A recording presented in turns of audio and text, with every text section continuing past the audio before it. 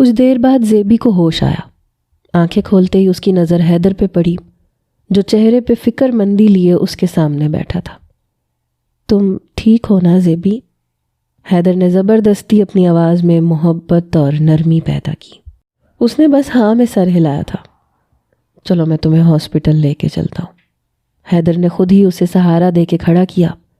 زیبی اس کے سہارے اس کے بیڈ روم سے باہر نکلی تو رحمت بی کی نگاہوں نے دور تک ان دونوں کا جائزہ لیا۔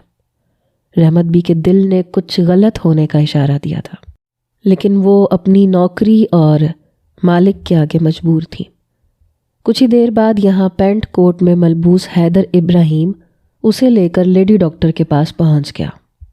لیڈی ڈاکٹر نے پوری طرح زیبی کا معائنہ کیا اور پھر حیدر کے شک کی تصدیق کر دی۔ واقعی زیبی امید سے تھی۔ یہ خبر سنتے ہی زیبی کے چہرے کا رنگ کھل اٹھا۔ ماں بننے کے احساس نے اسے مکمل کر دیا تھا، لیکن جب ساتھ ہی ڈاکٹر نے اسے لباس تبدیل کر کے آپریشن تھیٹر میں چلنے کو کہا تو وہ بری طرح چونکی۔ آپریشن تھیٹر میں؟ لیکن وہ کیوں؟ ابارشن کے لیے؟ ڈاکٹر نے ہاتھوں میں گلوز پہنتے اسے بہت آسانی سے وہ بات بتائی جسے سن کے اس کے قدموں تلے سے زمین سرکی تھی۔ اس نے گھبرائی ہوئی نظروں سے ڈاکٹر کو دیکھا تھا اور پھر پیچھے کھڑے حیدر ابراہیم کو۔ حیدر، یہ ڈاکٹر کیا کہہ رہی ہیں؟ وہ تیزی سے حیدر کے نزدیک آتی اس کے کندھے پہ ہاتھ رکھ گئی تھی۔ زیبی، ڈاکٹر تمہارا ابارشن کر دیں گی اور تھوڑی ہی دیر میں تم بالکل ٹھیک ہو جاؤ گی۔ چلو شاباش، اب شور شرابہ نہ کرو اور جلدی سے ڈاکٹر کے ساتھ چلی جاؤ، حیدر نے پرسکون لہجے میں کہا تھا، اور زیبی کی ریڑھ کی ہڈی سنسنا اٹھی تھی۔ انکار میں سر ہلاتے وہ 2 قدم پیچھے ہٹی۔ اب ابارشن کیوں؟ ہمارا بچہ ہے یہ حیدر، ہماری اولاد ہے، ہماری محبت کی نشانی۔ اس کی بھوری آنکھوں میں آنسو تیرنے لگے تھے۔ وہ ابھی تک بے یقین تھی کہ حیدر اس کا ابارشن کروانا چاہتا تھا۔ تمہاری بات ٹھیک ہے زیبی، لیکن ابھی میں بچہ نہیں چاہتا۔ ابھی میں نے اپنے آغا جانی کو اور اماں کو اس شادی کے بارے میں کچھ نہیں بتایا۔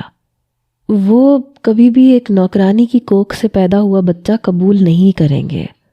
اپنی اور میری زندگی کو مصیبت میں مت ڈالو۔ حیدر نے نوکرانی کا بچہ کہہ کے اسے اس کی حیثیت جتا دی تھی اور وہ ہکا بکا رہ گئی تھی۔ یہ نوکرانی آپ کی بیوی ہے حیدر، یہ بچہ صرف میرا نہیں ہے، آپ کا بھی ہے۔ وہ ایک دم ہی چیخ اٹھی تھی۔ ڈاکٹر نے اسے ہنگامہ کھڑا کرتے دیکھا تو ناراضگی سے حیدر کو دیکھا۔ پلیز اسے سمجھائیں، یہ میرا کلینک ہے، ویسے بھی یہ اللیگل کام ہے حیدر صاحب، میں آپ کے کہنے پہ کر دیا کرتی ہوں، لیکن اگر یہ اس طرح شور شرابہ کرے گی تو میری بدنامی ہوگی۔ ڈاکٹر نصرت کی بات پہ حیدر نے بازو پکڑتے زیبی کو ایک کونے میں گھسیٹا تھا۔ اس کے منہ پہ انگلی جماتے اپنی خون خوار نگاہیں اس کی آنکھوں میں ڈالی تھی۔ کہہ رہا ہوں نا تم سے، ہنگامہ مت کرو، اگر ابارشن نہ کروایا تو میں خود اپنے ہاتھوں سے تمہاری جان لے لوں گا۔ حیدر نے اتنی زور سے اس کی گردن پہ اپنا ہاتھ جمایا تھا کہ اسے اپنا سانس رکتا ہوا محسوس ہوا تھا۔ لے لو میری جان حیدر، لیکن میں اپنا بچہ قتل نہیں کر سکتی۔ اچھا ہے، مار دو مجھے، سزا ملنی چاہیے نا مجھے، ایک ایسے شخص پہ اعتبار کرنے کی جو ناقابل اعتبار تھا۔ مجھے لگا تھا تم مجھ سے محبت کرتے ہو، اس لیے مجھ سے شادی کی ہے، لیکن تمہاری نیت میں جو ہوس تھی وہ مجھے آج نظر آئی ہے۔ تمہارا مطلب پورا ہو چکا حیدر ابراہیم، میں تمہارے لیے اب ایک کوڑا ہوں جسے تم جیسے چاہو پھینک سکتے ہو، لیکن میں اپنے بچے کو نہیں مار سکتی۔ ایک جھٹکے میں اس نے خود کو حیدر سے چھڑوایا تھا اور تیزی سے کلینک سے باہر کی طرف دوڑی تھی۔ حیدر اسے آواز دیتا اس کے پیچھے باہر نکلا، لیکن باہر کافی سارے لوگ کھڑے تھے اور وہ اتنے لوگوں کے درمیان اپنی ذات کا تماشا نہیں بنوا سکتا تھا۔ وہ ایک گاؤں کا وڈیرا تھا، ایک پیسے والا رئیس زادہ، جس کے لیے زیبی جیسی لڑکیاں بہت آسان ہدف تھیں۔ لیکن اس بار اس کا واسطہ ایک سر پھری لڑکی سے پڑا تھا۔ زیبی نے رکشہ لیا، واپس بنگلے پہ پہنچ گئی، جہاں اس کا سامنا پھر رحمت بی سے ہوا۔ کہاں گئی تھی تم حیدر صاحب کے ساتھ؟ وہ پریشانی سے پوچھ رہی تھی۔ زیبی روتے ہوئے رحمت بی کے گلے لگ گئی اور اس نے سارا قصہ کہہ سنایا۔ یہ سن کے رحمت بی کے پاؤں تلے سے زمین نکلی تھی۔ یہ تم نے کیا کر دیا؟ کہا تھا نا میں نے صاحب سے دور رہنا۔ جس نے کہا کہ تم بات کر رہی ہو اس نے کہا کہ ان کی نظر میں کوئی وقت نہیں۔ ایسے نے کہا وہ ہر چوتھی پانچویں دن کسی نہ کسی لڑکی سے کرتے ہیں۔ تمہیں کیا لگتا ہے تم ان سے بچ کے آ گئی ہو؟ وہ ابھی یہاں آئیں گے اور پھر تمہیں مجبور کریں گے کہ تم اس بچے کو ضائع کرو۔ یہ بچہ ان کی بدنامی اور رسوائی کا سبب بنے گا، ان کی جائیداد میں حصے دار بنے گا۔ رحمت بھی اس کا ہاتھ پکڑے اسے تیزی سے اپنے کوارٹر میں لائی تھی۔ تم جانتی نہیں ہو ان لوگوں کو یہ کتنے ظالم ہے، اور حیدر کی گاؤں والی بیوی اس سے 5 سال بڑی ہے، وہ ایک پکی عمر کی عورت ہے۔ اس سے اگر تمہارے بارے میں ذرا سا بھی علم ہوا تو وہ تمہیں قبر میں پہنچا کے دم لے گی۔ اگر زندگی چاہتی ہو تو اپنا منہ بند کرو اور خاموشی سے یہاں میرا انتظار کرو۔ اپنے بیڈ کے نیچے دھکا دیتے اسے ہدایت کی کہ اب وہ باہر نہ نکلے جب تک کہ وہ خود واپس نہ آئے، اور پھر کوارٹر سے باہر نکل کے رحمت بی نے تالا لگایا اور واپس بھاگتے ہوئے بنگلے میں پہنچی۔ شکر تھا کہ کسی ملازم نے زیبی کو نہیں دیکھا تھا۔ رحمت بی کپڑا اٹھائے لاؤنج میں صوفوں کی ڈسٹنگ کرنے لگی، جب ہی تنتناتے ہوئے حیدر ابراہیم بنگلے میں داخل ہوا۔ کہاں ہے زیبی؟ وہ اتنی بری طرح دھاڑا کہ رحمت بی بھی کپ کپا اٹھی۔ پتہ نہیں صاحب، وہ تو آپ کے ساتھ گئی تھی۔ رحمت بی نے انجان بننے کا ناٹک کیا۔ حیدر کے تنے ہوئے تاثرات ڈھیلے پڑے۔ تو کیا وہ لوٹ کے نہیں آئی؟ وہ سوالیہ نظروں سے رحمت بی کو دیکھ رہا تھا۔ اپنے ہاتھوں پیروں کی کپ کپاہٹ پہ قابو پاتے رحمت بی نے نفی میں سر ہلایا۔ نہیں صاحب، وہ تو نہیں آئی۔ کیا ہوا ہے؟ کیا کچھ کیا ہے زیبی نے؟ رحمت بی نے اپنی طرف سے انجان بننے کی بھرپور کوشش کی۔ ہاں نہیں، کچھ نہیں، میں اسے لے کے گیا تھا تاکہ ضرورت کا کچھ سامان دلوا دوں، لیکن نہ جانے وہ کہاں غائب ہو گئی۔ مجھے لگا شاید واپس آئی ہوگی۔ حیدر ابراہیم نے اپنے طور پر رحمت بی کے سامنے جھوٹ کہا تھا۔ وہ پھر واپس باہر کی طرف چلا گیا۔ رحمت بی نے سکون کا سانس لیا، آسانی سے بلا ٹلی۔ پھر انہوں نے رات ہونے کا انتظار کیا۔ رات کے سائے گہرے ہوئے تو رحمت بی نے زیبی کو اپنے بستر کے نیچے سے نکالا اور اسے لے کر خاموشی سے پچھلے دروازے سے بنگلے سے باہر نکل گئی۔ اس بنگلے میں کام کرتے ہوئے انہیں نہ جانے کتنے سال بیت گئے تھے۔ ان کا اور ابراہیم خاندان کا تعلق گاؤں سے تھا۔ وہ گاؤں میں ان کی حویلی کی ملازمہ تھی، پھر بعد میں وہ شہر آ گئی، اس لیے ہر کوئی ان پر آنکھیں بند کر کے اعتبار کرتا تھا۔ رحمت بی نے حیدر ابراہیم کے سارے رنگ دیکھ رکھے تھے، اس لیے وہ زیبی کی طرف سے پہلے سے ہی فکر مند تھی، اور اب تو وہ بے وقوف لڑکی حاملہ ہو چکی تھی۔ رحمت بھی اسے لے کر اپنی ایک پرانی گاؤں کی جاننے والی کے پاس پہنچی، جو اب اسی شہر میں رہائش پذیر تھی۔ اتنی رات کو سغرا بیگم نے رحمت بی اور ان کے ساتھ ایک لڑکی کو دیکھا تو وہ حیران رہ گئی۔ رحمت بی نے سغرا بیگم کے سامنے سارا معاملہ رکھ دیا اور ہاتھ جوڑتے ہوئے درخواست کی کہ وہ کچھ عرصے کے لیے زیبی کو اپنے گھر میں پناہ دے دے، کیونکہ اگر ایسا نہ ہوتا تو حیدر ابراہیم خود اس کی جان لے لیتا۔ سغرا بیگم بھی حیدر کی کارستانیوں سے واقف تھیں۔ ان کی اپنی بیٹی بھی حیدر کے ستم کا نشانہ بنی تھی، اسی لیے انہوں نے فوراً زیبی کے سر پہ ہاتھ رکھ دیا۔ روتے ہوئے کہنے لگیں، میں اپنی نبیلہ کو تو نہ بچا سکی زیبی، لیکن تمہاری اور تمہارے بچے کی حفاظت ضرور کروں گی۔ رحمت بی نے اسے سغرا بیگم کے حوالے کرتے خود واپسی کی راہ لی، اور زیبی نے ان کا دل سے شکریہ ادا کیا تھا۔ زیبی نے اس کے بعد نہ پلٹ کے کبھی بنگلے کی طرف دیکھا، نہ اپنے گھر بار کی طرف۔ رحمت بھی کبھی کبھار اس سے ملاقات کرنے آتی تو بتاتی تھیں کہ حیدر اسے بھول چکا ہے اور روز ہی کسی نئی لڑکی کے ساتھ بنگلے پہ وقت گزارتا ہے۔ اس کے ماں باپ نے بھی کچھ وقت تک اس کے بارے میں سوال جواب کیے تھے۔ اس کے بعد انہوں نے بھی زیبی کو تلاش کرنا بند کر دیا تھا۔ زیبی بھی اپنے ماں باپ کی طرف سے اپنا دل سخت کر چکی تھی، جنہوں نے ہمیشہ اسے اپنی خواہشات کو پورا کرنے کے لیے استعمال کیا تھا۔ زیبی نے سغرا بیگم کو اپنی ماں مان لیا تھا۔ سغرا بیگم نے بھی اپنی بیٹی کی کمی کو اس کے ساتھ پورا کیا تھا۔ سغرا بیگم کی بیٹی نبیلہ حیدر کے جھانسے میں پھنس کے حاملہ ہوئی تھی، اور پھر ایسے ہی ابارشن کے دوران وہ اپنی جان گنوا بیٹھی تھی۔ اسی لیے سغرا بیگم ہرگز بھی نہیں چاہتی تھی کہ زیبی اپنا بچہ ضائع کرنے کے بارے میں سوچے۔ انہوں نے زیبی کو ہمت دی کہ وہ ہر حال میں اس کا ساتھ نبھائیں گی، اور یوں ہی خاموشی سے کئی سال بیت گئے۔ زیبی نے ایک خوبصورت بیٹی کو جنم دیا تھا، جو اب 6 سال کی مومی گڑیا بن چکی تھی۔ وہ ہو بہو اپنی ماں جیسی خوبصورت تھی۔ وہی بھوری آنکھیں، خوبصورت بال اور چہرے پہ گڑیا جیسی معصومیت، جو اسے دیکھتا دیکھتا ہی رہ جاتا۔ اور اب تو زیبی کو اس کی خوبصورتی سے خوف آنے لگا تھا۔ یہ خوبصورتی ہی تو تھی جس نے زیبی کو حیدر ابراہیم جیسے بھیڑیے کی نظر کر دیا تھا، اور اب یہی خوبصورتی جنت کی ذات کا خاصہ بن چکی تھی۔ اس کی پیاری بیٹی جنت ہر کسی کی نظروں کا محور تھی۔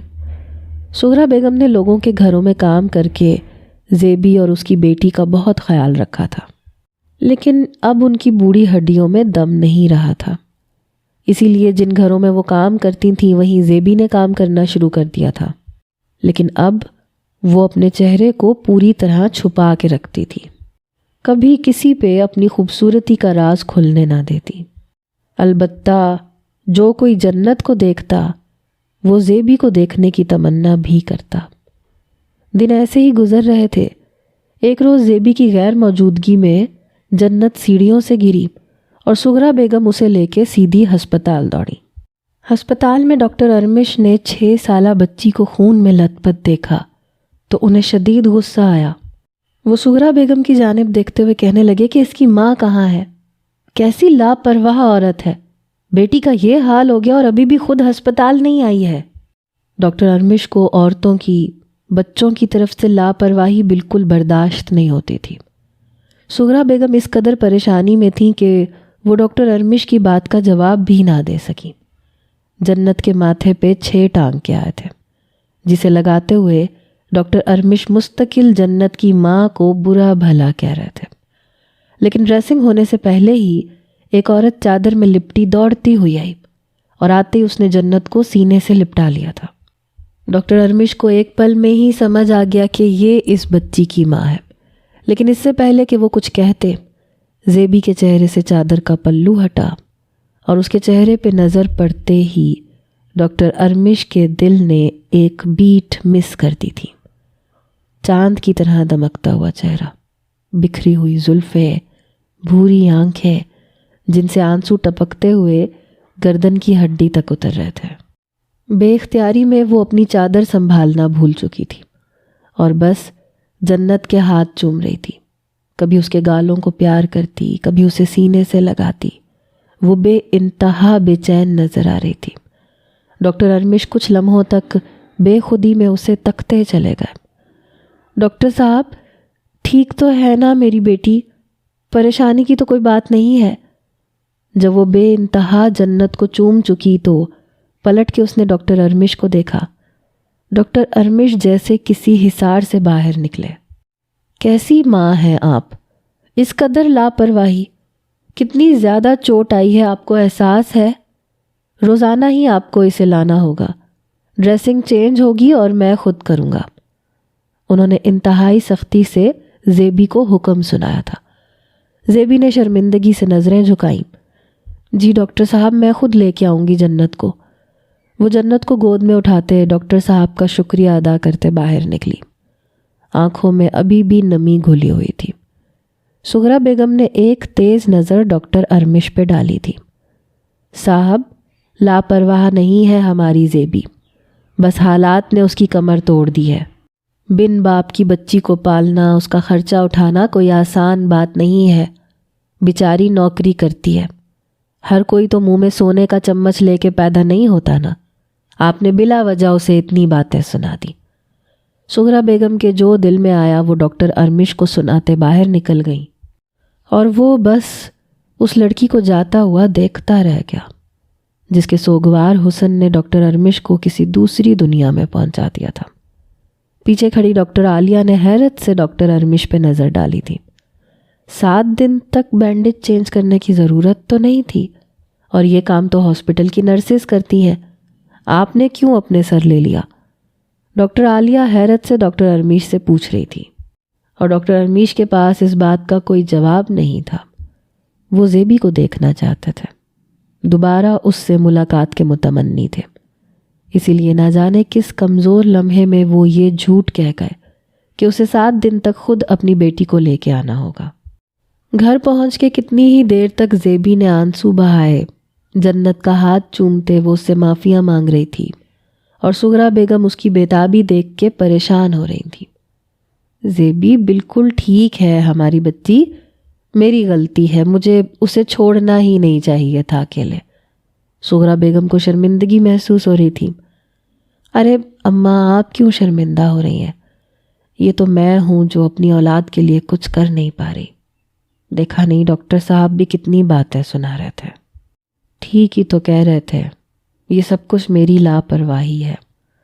زیبی نے ہی اپنے ماتھے کو پیٹا تھا۔ جنت اس کے گلے لگ گئی تھی۔ اماں میں بالکل ٹھیک ہوں، آپ فکر نہ کریں، وہ پیار سے کہتی اپنی اماں کے گالوں کو چومنے لگی، اور زیبی کے دل کو کچھ ٹھنڈ پڑی۔ چلو بتاؤ کیا کھاؤ گی؟ تمہاری فرمائش پہ کھانا بناؤں گی آج۔ زیبی اسے خوش کرنے کے لیے باورچی خانے کا رخ کر چکی تھی، اور سغرا بیگم کے چہرے پہ مسکراہٹ آ گئی تھی۔ ان کی ویران دنیا میں زیبی اور جنت رونق بن کے آئے تھے، اور انہیں اپنے گھر کی رونق سے عشق تھا۔ اگلے دن جنت کو لے کے زیبی وقت پہ ہسپتال پہنچ گئی تھی۔ ڈاکٹر ارمش کے کمرے کے دروازے پہ پہنچ کے وہ باہر ہی کھڑی ہو گئی، سمجھ نہیں آ رہا تھا کہ کیا کرے۔ پھر نرس نے ڈاکٹر ارمش کو اس کے آنے کی خبر سنائی تو انہوں نے OPD روک کر اسے درمیان میں ہی اپنے کمرے میں بلا لیا تھا۔ جنت کو سائیڈ میں رکھے بستر پہ بٹھاتے وہ زیبی کو گہری نگاہوں سے دیکھ رہے تھے۔ کل کہاں تھی آپ جب یہ سیڑھیوں سے گری؟ ڈاکٹر ارمیش جان بوجھ کے اس سے ایسا سوال کر رہے تھے کہ وہ خود انہیں اپنے بارے میں سب کچھ بتا دے۔ جی میں کام کاج کرتی ہوں لوگوں کے گھروں میں، بس اپنے کام پہ تھی۔ انگلیاں مروڑتے، نظریں چراتے وہ شرمندگی سے جواب دے رہی تھی۔ ڈاکٹر ارمیش نے اس بات پہ سر ہلایا۔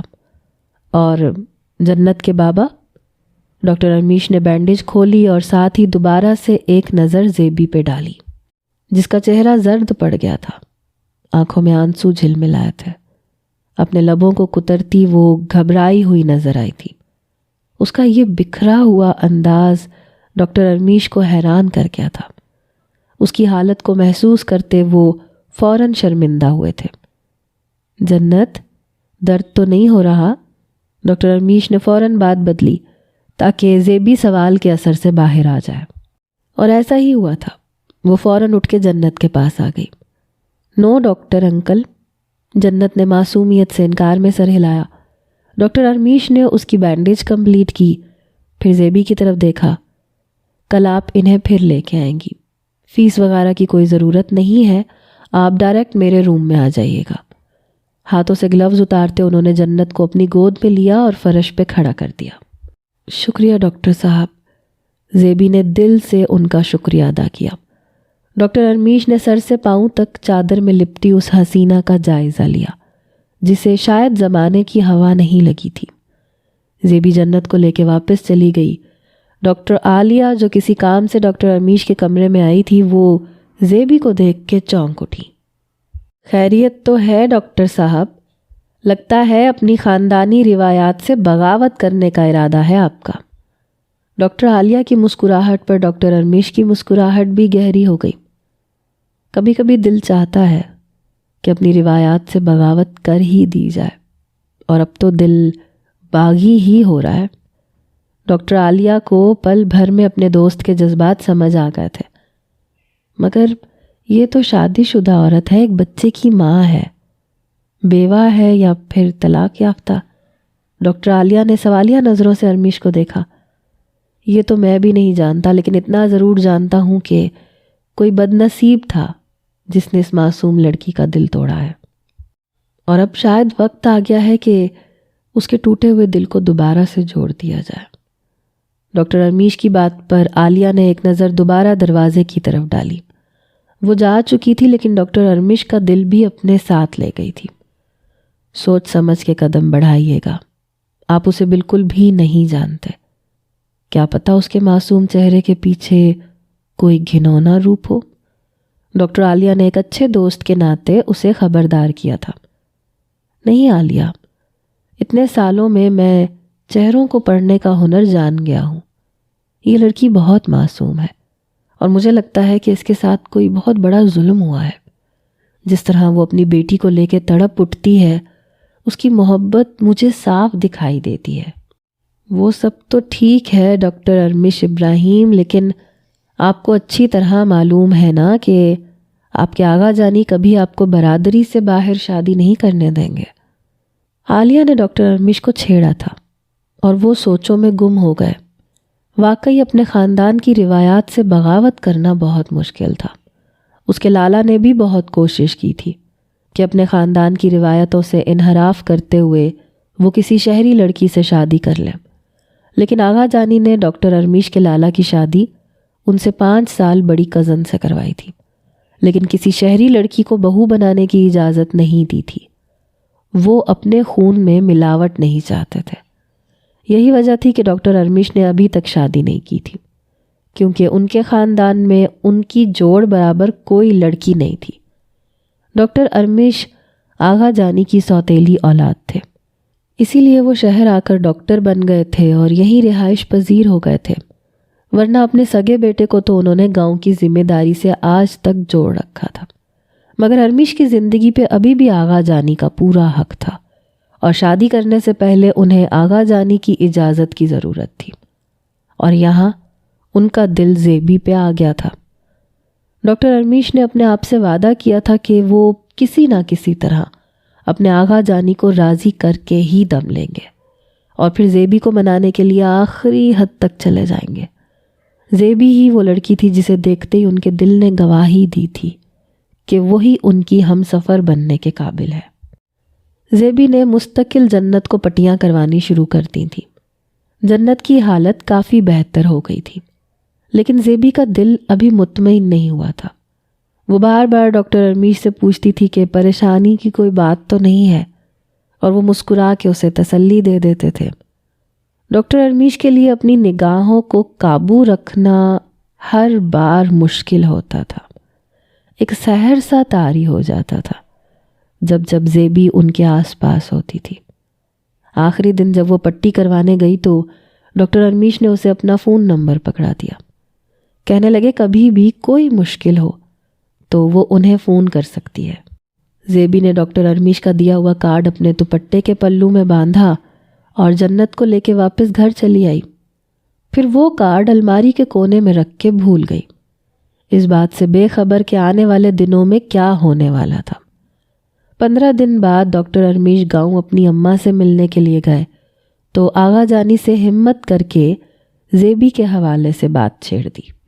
آغا جانی پہلے تو شہری لڑکی کا سن کر ہی غصے میں آ گئے، لیکن یہاں بات ان کے اپنے سگے بیٹے کی نہیں بلکہ ارمیش کی تھی، جو ان کی بیوی کے پہلے شوہر سے تھا، ان کے بڑے بھائی کی اولاد، جسے وہ ہر معاملے سے دور ہی رکھنا چاہتے تھے تاکہ اپنی ساری زمینیں اور جائیدادیں وہ اپنے اکلوتے بیٹے حیدر ابراہیم کے حوالے کر سکیں۔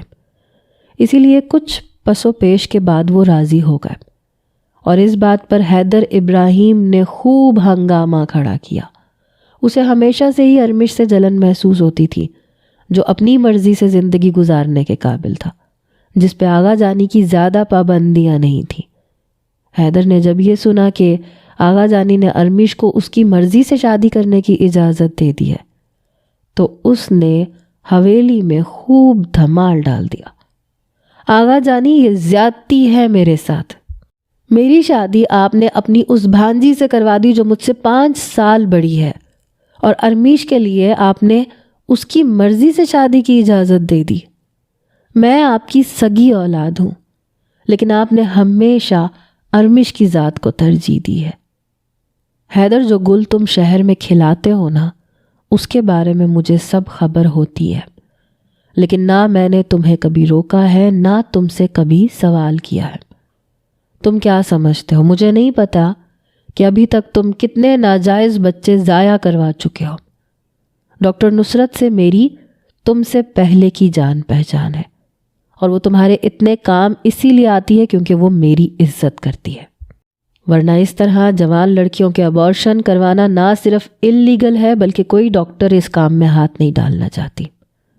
جو لڑکی ابارشن کروانے کے بجائے ہسپتال سے بھاگی تھی نا، اس کے گھر والوں کا ہنگامہ بھی میں نے فیس کیا تھا. 10 لاکھ روپے لے کے اس کی ماں نے میری جان خلاصی کی تھی. وہ تو شکر کرو کہ وہ اپنا وارث لے کے ہمارے گھر نہیں آ گئی، اور دعا کرو کہ وہ کبھی نہ لوٹے، ورنہ سویرا پورا گاؤں سر پہ اٹھا لے گی. اور تم جانتے ہو نا کہ اس کا باپ سرپنچ ہے، پھر فیصلہ اس کے باپ کا ہوگا اور گردن تمہاری. خاندانی روایتوں سے بغاوت کرنے کا نتیجہ تمہیں بھگتنا پڑے گا.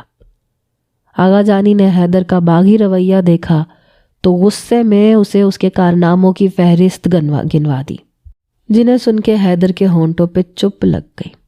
تو کیا سرپنچ کا فیصلہ صرف حیدر ابراہیم کے لیے ہے؟ ارمیش ابراہیم پہ کوئی فیصلہ لاگو نہیں ہوتا. میں خود نہیں چاہتا کہ اسے اس گاؤں میں رکھوں یا اسے اپنی روایتوں سے باندھوں. اچھا ہے کہ وہ ان فیصلوں کی بھینٹ چڑھے اور ساری زندگی شہر کی خاک چھانے. مت بھولو کہ ان زمینوں میں سے آدھا حصہ اس کا بھی ہے، اور اگر وہ شہر سے لوٹا تو اس حویلی کے آدھے حصے کا حقدار بن جائے گا. میں خود شہر جا کے اس کی مرضی سے اس کی شادی کروا کے لوٹ آؤں گا. کامل ابراہیم نے بیٹے کے غصے کو ٹھنڈا کروا دیا تھا، اور اگلے ہی روز وہ ارمیش ابراہیم کے ساتھ شہر کے لیے روانہ ہو رہے تھے، اس بات سے غافل کہ وہ جس لڑکی کے گھر اس کا ہاتھ مانگنے جا رہے تھے وہ پہلے سے ہی ان کی بہو تھی.